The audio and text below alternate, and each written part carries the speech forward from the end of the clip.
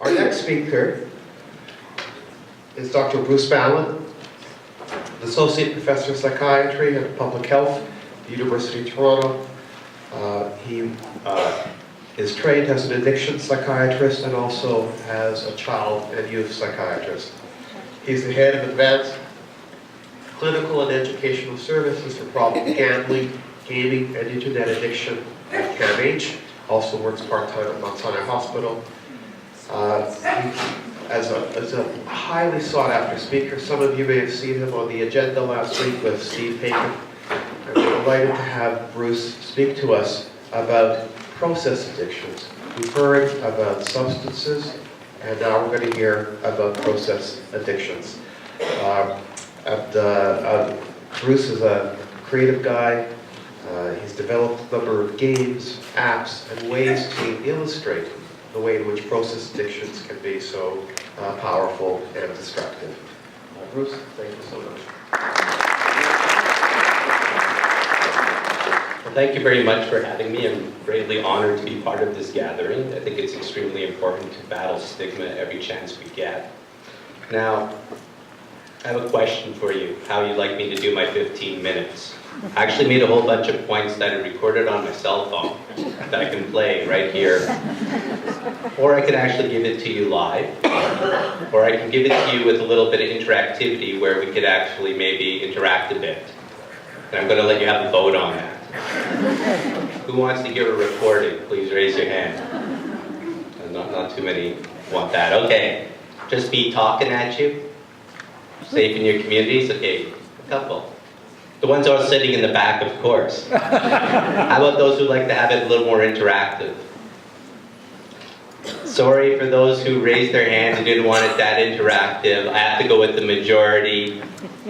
You asked for it. But this interesting first point is, why on earth do you want interactivity for? Go ahead, call it out. It's not rhetorical. Sure. People who are visual and want to actually see the process in their heads, it can be a lot more helpful. So it's like more engagement with processes and things and so on, sure. Anyone worried you might get bored if I just keep throwing facts at you and all that sort of stuff and all the rest? For those who are worried about the interactivity, I'm not going to pick on you. I'm not going to force anyone to do anything. The first point just from this is, I'm going to focus more on technological process issues because it links to everything else anyways, and that seems to be most prominent. In 15 minutes, it's hard to cover all behavioral addictions, except to say it's very similar to Jan's description. Same pathway, same everything. There's a misnomer that's all about the substances, but it's not. It's the person interacting with the substance and the behavior. The reason why you probably like interactivity is most human beings like novelty, and the more senses you engage in something, the more you get into it, and that can also be highly addictive. So, I have a question for you first then. If I told you most people do not use mostly alcohol till age 21, people under 21 mostly use cannabis, why would that be? Easier to get. Exactly, thank you very much, easier to get. Now what's even more accessible to even younger people, that's almost everywhere, and it's totally unregulated. Cell phone. Yeah, technology, screens is everywhere. Access is a huge issue, and those who are vulnerable, who have potential to get into trouble with technology use, screen use, we're not doing much unless we make this a public health issue. And the thing is, it is the 21st century, it's not going away. We have technology. Who here doesn't have a cell phone or some sort of technological thing on them right now? 1, 2 people. All right, well, you have something. All right, okay. But most of you do. It's just the way it is. So again, when we deal with these sorts of problems, it's more about having a healthy relationship with the behavior. It's not about saying, be totally absent off of everything, because how are you going to survive? You might be absent from certain focused behaviors like do not play Candy Crush anymore or various other things. But how do we help people develop these healthy behaviors with technology? It's like eating. People can get eating disorders, but you can't tell them to stop eating because that would cause trouble too. So let me ask you, any of you seen video games out there? Know youth who play video games? Maybe they're playing Grand Theft Auto and all that. What sort of activities are they actually doing in those games? Have you seen what they're doing? What are they doing? They're shooting, okay. They're doing some action, yes. Yes? Acting reckless. Yeah, acting reckless? Yeah, well, not like literally, but through. Are you sure? Not literally. What if I told you? Process. Well, here's the thing. Can you shop in these games? You can't. Yes, you can. And can you spend thousands of dollars in a weekend on these games? Yes, you can. Can you accidentally start doing interactivity and end up in pornography sites from these games? Yes, you can. Can you do all sorts of interesting things? These games are not just games, as we're going to talk about, they're like simulations that are online, linking people to all sorts of things. One of the reasons I find the term internet addiction annoying to me is, what does the internet mean? Are you gambling? Are you gaming? Are you talking? Are you looking at pornography? Are you shopping? It's all shoved together, but it's very important to understand why people do what they do. As Ori was saying before, a lot of things is very context specific. It wasn't just doing it because of the substance, there was driving forces underneath, and it's extremely important to understand that. So here's another question for you. Who invented the first-person shooter? And for those who wonder what that is, it's a game where you go, bang, shoot the zombie in the head, bang, shoot the zombie in the head, bang, shoot the whatever in the head, coming at you. Who invented the first-person shooter? It wasn't Atari. Who? The Army. Thank you very much. It was the Army. The Army invented it. And why did the Army invent it? Because they had a problem. Most people don't like to kill other people unless you're psychopathic. Only 1 in 20 people shoot at enemies in combat. This is a problem if we want to win wars, you know, so let's do something to change the values and behaviors of people using simulations. So they did all these various techniques. And it worked. And that's why they spend tons and tons of money on it. What's fascinating is the games that come out today are not developed by the military, but they have the same sort of effect on people. And that's what we're starting to see. It might not be like you play Grand Theft Auto and go out and shoot somebody, but you start having subtle changes in like misogyny, racism, and a whole bunch of other things that are embedded in the game. So as you get your eye-hand coordination, you're also learning how to do all sorts of horrible things too, because it's considered entertainment. I don't know if you, so if you're looking at all this stuff, it's very fascinating. So this is an apocryphal number, but what do most people would say 80% of the net is made out of? Virtually, not the computers. What's the content, 80% of the net? Pornography. What's that? Pornography. Thank you. You guys are really good, I liked it. Pornography, I don't know if it's truly 80%, but it's ubiquitous and everywhere. As much as you want to put net nannies and a whole bunch of other different things there, it might not block all those sorts of images, because sexuality is in video games, it's in art, it's all over the place, constantly bombarding people everywhere.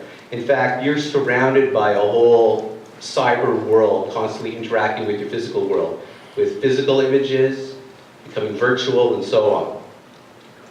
For example, let me ask you this. If I wanted to look up some images, and if I had an imaginary PowerPoint slide, and I went on the computer, what would I do to go search for those images? Google. Sorry, what do I do? Google. Thank you. So you didn't say internet search, you said I would Google it. You do realize you're using a brand name as a verb. How did that get stuck in your heads?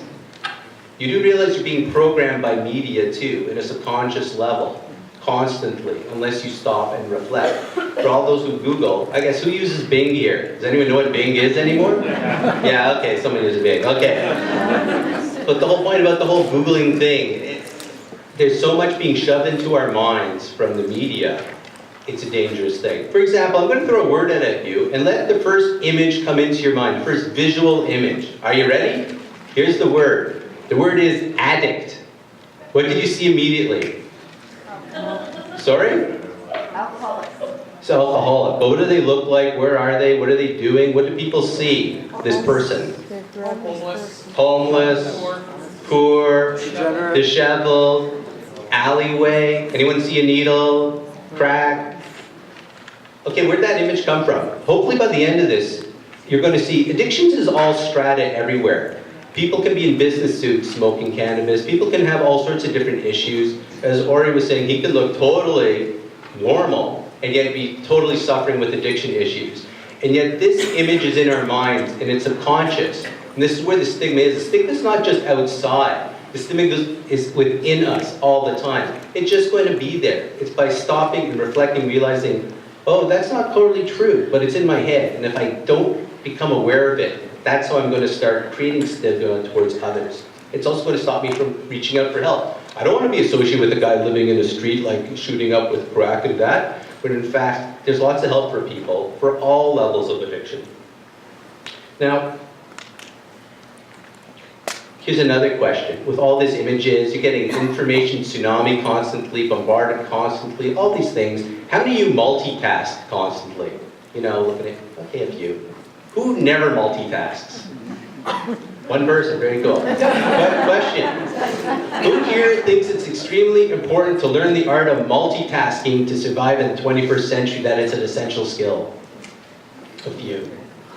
Well, let me just tell you, multitasking is really bad for you, extremely horrible for you. And in fact, multitasking is a falsehood. It just means how quickly can you change your attention points back and forth before you start making errors and creating more and more problems. And in fact, again, the research is slowly developing about all this overstimulation. What's it affecting to young people's minds? Is it creating forms of ADHD? Getting into withdrawal from not being stimulated? How many of you have kids who say, I'm bored now because I put my phone down for 1 second. What do I do? What do I do? I mean, so this is not good. In fact, the art should be learning about how to do one thing and focusing on it one time at a moment. I don't know how many of you are also looking at your cell phone while I'm talking here and there or during other talks, but you can't be in two places at once, really. You can pretend you are, but you can't.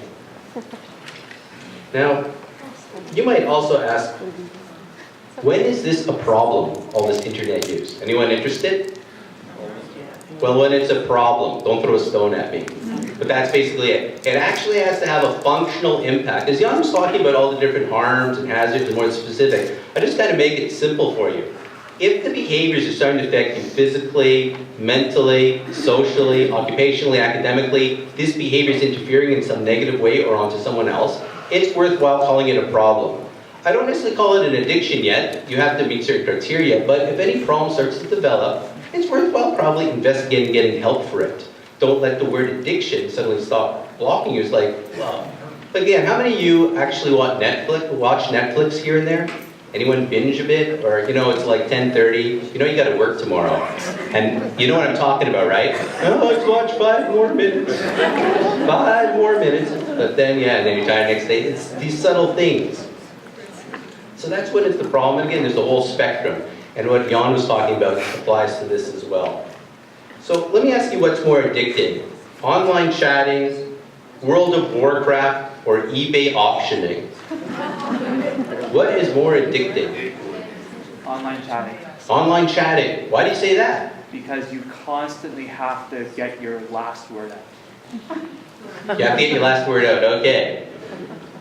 Cool. Any other takers, thoughts? Yes? I don't think it matters which of the three, because the addiction is to the specific thing, not the actual, the thing isn't the addiction, it's the people using it.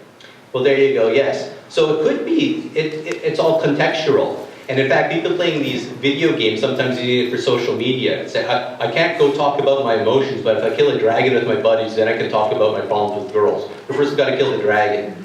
You know, and I've seen people get, like, relationships develop, married, and so on. But in fact, you think about this whole thing online, too, which I think you might have been alluding to, is FOMO, fear of missing out. The virtual world's at 365, or 366 days a year on leap year, you know. They don't go to sleep. They're constantly on, and every time you're not there, people are doing things. And so chatting. People are always chatting. What are they talking about? What are they doing? It's a draw. The games, how they're designed is very interesting too. So I'll ask you this. Who do you think designs most of these games?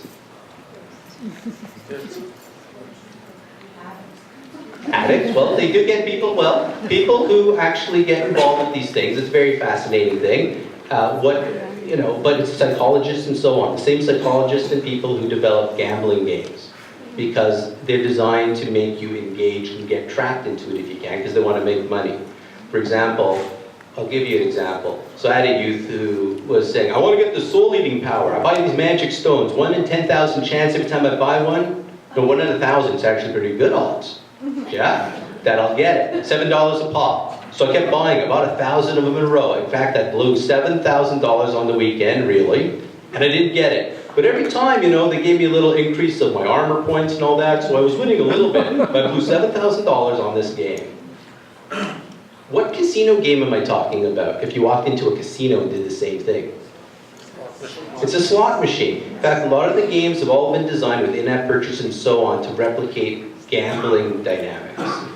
With the whole concept there. It's totally unregulated because you're not putting money in and getting money out. You're getting money in, and you're creating some virtual value through characters or various other things. You can sell it on eBay for lots of money later, but because of that, a lot of people are being exposed to gambling activities early on with no defense to it.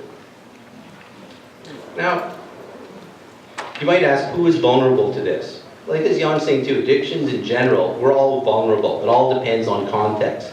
But people who are going through stresses, people with genetic backgrounds, people with concurrent disorders, will all maybe gravitate to using these types of behaviors, maybe to escape, dissociate themselves, or sometimes hype themselves up. A lot of these games are very exciting, so if you have depression or ADHD, they're actually self-medicating with it. You take away the game, their attention is all over the place, give them the game, they're totally focused. Not very useful for the long term, but people are trying to always help themselves. A lot of things in addictions in general, people look like they're self-destructing, but in the moment, every time they're doing an addictive behavior, it's because in their mind, they're trying to hold themselves together. So it's always positive to them in the moment. It doesn't say I want to kill myself, I actually want to prevent myself from falling apart. It's only when the pain's too much and there's no other solutions that they start thinking about things like suicide and so on. Now, let me ask you this too, just to kind of shift gears. Who here, when you bring, anyone have PlayStations, video games, all that sort of stuff? A friend has one, right? Yeah, none of you want to end it. Well, if you do, before you bring it in, did you have a plan set out before you brought it in? Such as saying, what's the access we're going to have? What content's allowed? What's the time we're going to allow it? What's my role as a parent or a responsible adult to supervise that? These are things we start talking about, real basic structures. How many people actually have virtual hours for themselves set? Do people who know what virtual office hours and virtual, boundaries in general are? Well, you should set them for yourself. Do you actually have boundaries for yourself in the physical world? Yeah, well, the virtual world is real. That's what we call it virtual reality. It might seem not real, but if you're checking your emails at 3 in the morning from work, why? How many of you are going to be checking work emails later tonight? Okay, you don't have to answer that. Okay, some of you did. But I said, why? Is there an emergency? Maybe there is. Maybe you're the type of person that there could be an emergency. But if not, why are you doing this? So about setting actual virtual healthy boundaries for yourself is extremely the first points you got to put in place. Now, to me, this is all about public health as well. I mean, there's people get into trouble later on that would do all the clinical work, but in general, how many of you have actually seen public health guidelines for the healthy use of technology? Probably nobody, because they don't exist. We have them for sex, we have them for drugs, we have all sorts of things. And that's why there's lots of trouble, why people start pulling out cell phones in the middle of business meetings, at family dinner tables, at clinical meetings. This is under development right now, but just even having a baseline is what we're working on at CAMH and various other places to try to put forward to help with what we're talking about here tonight. Now, I don't have much else to say right now except, how many of you actually looked at your cell phone at least once while I was talking? Okay, a couple of you. Thank you for being so honest. I really like that. That's very cool. And again, there's nothing right or wrong with it. It all gets back to understanding why are you doing what you're doing. And remember that as much as we talk about youth as well for technological use, it's the adults that have just as many issues with it. And what we do role models what our future generations will be doing as well. And with that, I will stop and I look forward to your questions later. Thank you.